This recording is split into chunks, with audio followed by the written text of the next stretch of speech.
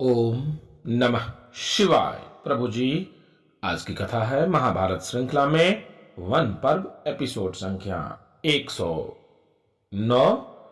अभी तक आपने सुना पांडवों का वृषपर्वा तथा अष्टसेन के आश्रमों पर जाना। अब कथा आगे।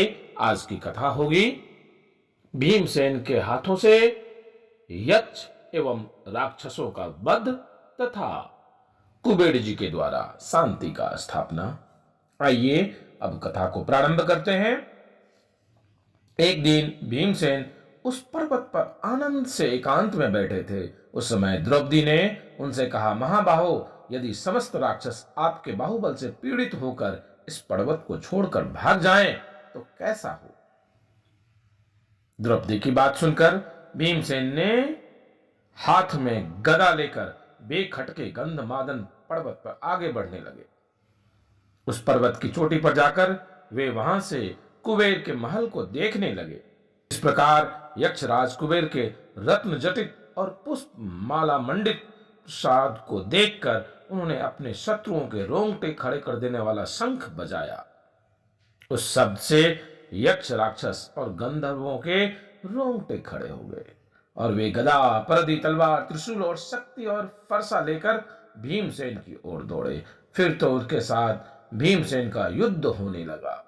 भीमसेन के हाथों से छूटे हुए, आयुधों से कटे हुए यक्ष और राक्षसों के शरीर और सिर सब ओर दिखाई देने लगे। इस प्रकार अंग भंग होने से यक्ष लोग भीमसेन से बहुत डर गए।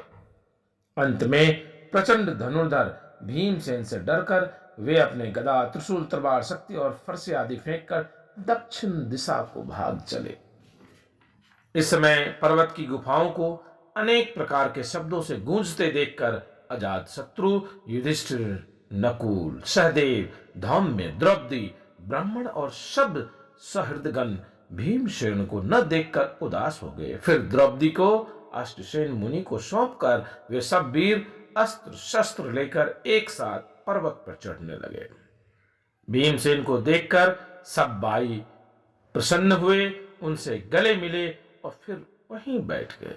इधर भीमसेन के आक्रमण से बचे हुए कुछ राक्षस बड़ी तेजी से दौड़कर कुबेर के पास आए और चीख चीख कर उनसे कहने लगे, यक्षराज, आज संग्राम भूमि में एक अकेले मनुष्य ने क्रोधवश नाम के राक्षस को मार डाला।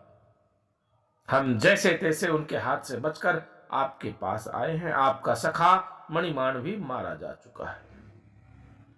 कुबेर जी ने धर्मराज से कहा, पार्थ, आप समस्त प्राणियों का हित करने में तत्पर रहते हैं, यह बात सब जीव जानते हैं। इसीलिए आप भाइयों के सहित बेखटके इस पर्वत पर रहिए। महर्षियों में श्रेष्ठ अगस्त्य जी ने मुझे यह श्राप दिया था, उस श्राप से आज आपके भाई ने मुझे मुक्त कर दिया है।